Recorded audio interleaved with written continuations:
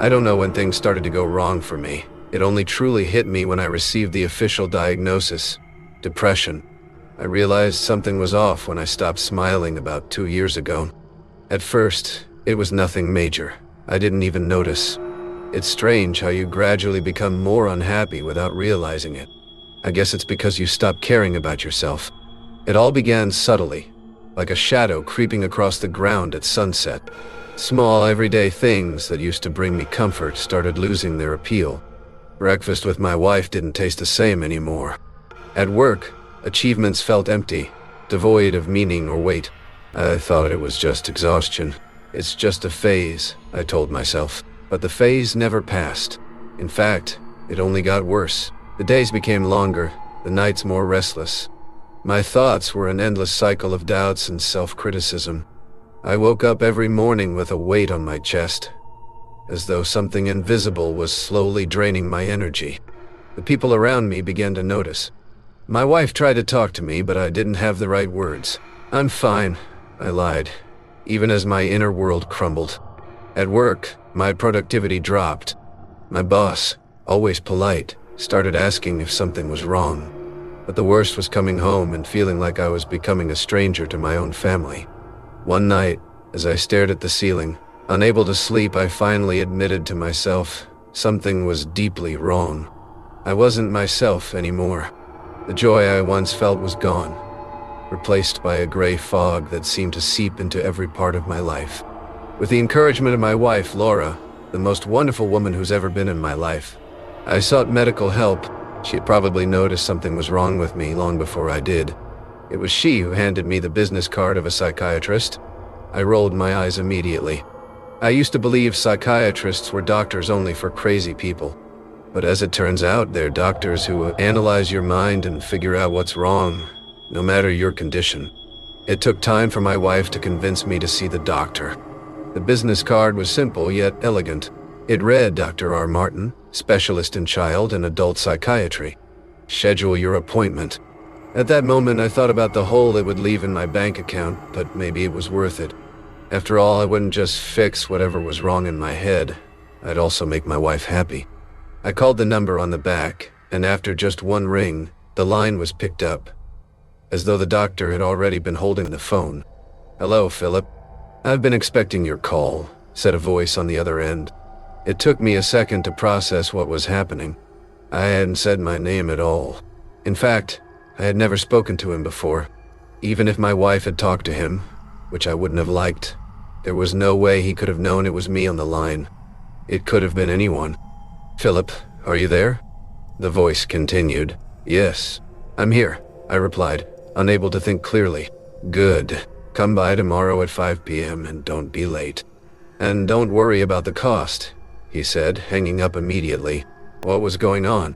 He knew who I was, yet he didn't even tell me where the office was, and he mentioned not to worry about the cost. What had my wife told him? At that moment, I was furious. I stormed into the kitchen where my wife was making lunch, yelling, "How could you talk about my life to someone like that?" My wife looked at me, confused, and told me to calm down. I realized my mistake. She just wanted to help me. I explained the situation, and she looked at me with a puzzled expression and said sincerely,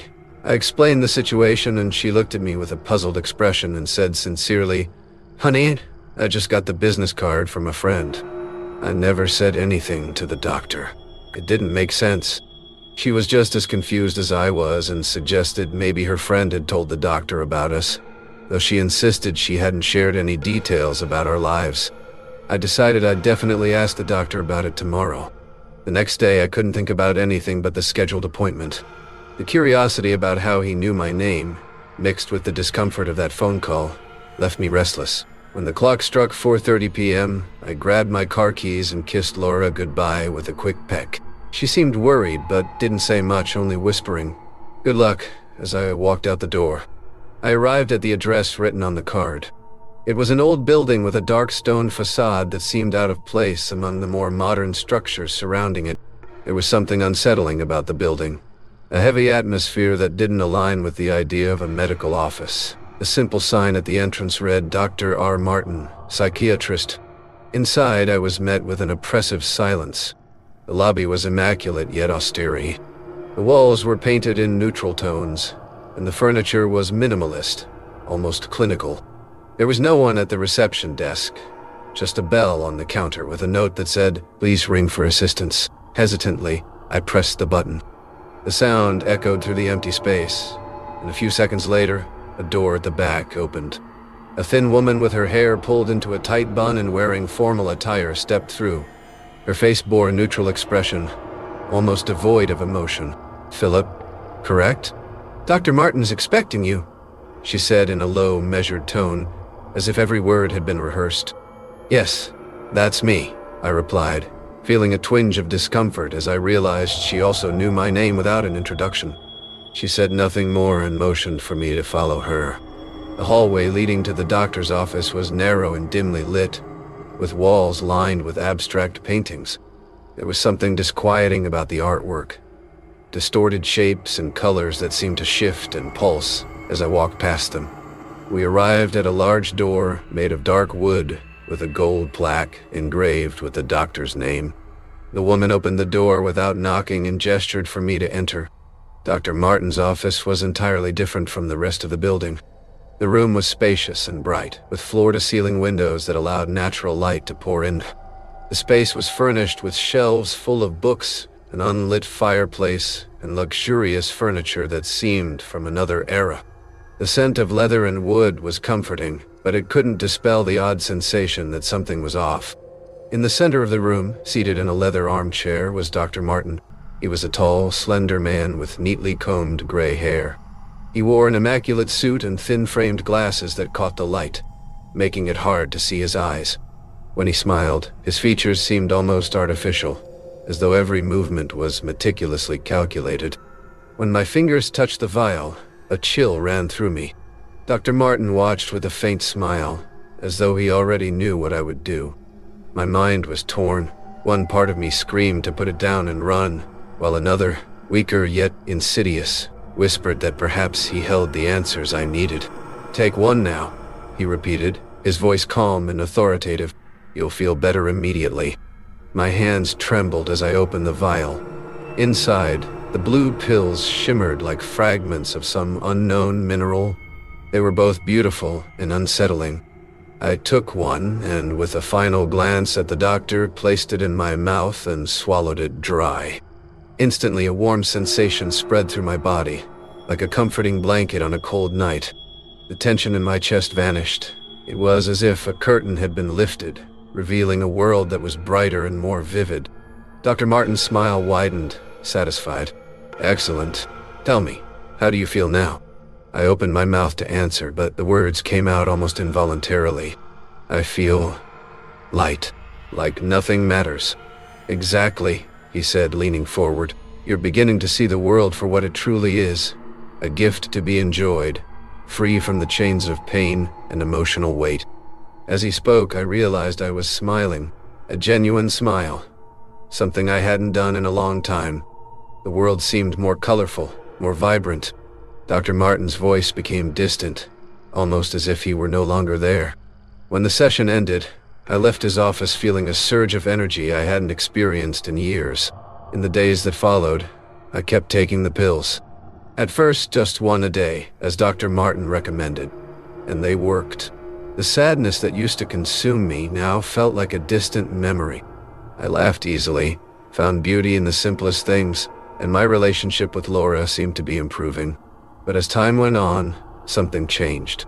A growing number of pills started to feel necessary to maintain that sense of euphoria. I began taking 2, then 3 a day. Each extra dose brought a surge of happiness so intense that I'd find myself laughing alone for no reason. Laura noticed the change. At first, she was relieved to see me smiling again, but soon she grew suspicious. "Philip, are you okay? You seem different," she said one evening while we were having dinner. I just laughed, unable to contain the joy bubbling inside me. "I'm great, Laura. I've never felt better in my entire life." But she wasn't convinced. "These pills, are you sure they're safe? Maybe you should take a break, just to see how you feel without them." Her suggestion irritated me, something that rarely happened since I started taking the pills. But the irritation was quickly smothered by an involuntary laugh. Don't worry so much, my love. Dr. Martin knows what he's doing. Besides, isn't my happiness what matters? She didn't answer, but the worried look in her eyes spoke louder than words. As the weeks passed, my dependence grew. My routine revolved around the pills. I kept them everywhere.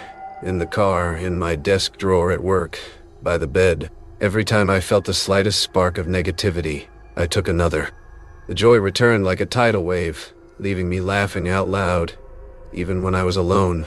At work, my coworkers started noticing the change. "Philip, are you okay?" My boss asked one day after catching me laughing uncontrollably during a meeting for no apparent reason. "Better than ever," I replied with a wide grin, but he didn't seem convinced. My productivity plummeted. I simply couldn't focus on anything for long. My world had shrunk to that constant euphoria. Eventually, my boss had no choice. "Philip, I'm sorry, but we're going to have to let you go. It's clear you're dealing with something personal, and I hope you find the help you need." When he said that, my reaction was to laugh. I laughed loudly, to the shock of him and my coworkers. "That's fine. It just means I'll have more time for myself," I said, grabbing my things and leaving without a shred of regret. Laura, however, couldn't ignore it anymore. One night, as I sat laughing alone in the living room, she walked in with her bags packed. "I can't do this anymore, Philip. You've changed, and not in a good way. You're not the man I knew." I turned to her, still laughing, and tried to take her hand. "But Laura, look how happy I am. Isn't this what you always wanted for me?" She pulled her hand away, her eyes filled with tears. "I wanted you to be happy, yes, but this isn't happiness. This is something else, something wrong." And with that, she was gone. Now, here I am, sitting in the same armchair where it all began. Dr. Martin watches as I recount my story between fits of laughter. He just smiles, satisfied. My life is in shambles. My wife left me. I was fired. I lost my friends. But none of that matters, because I'm happy now. Thank you for watching. Subscribe for more.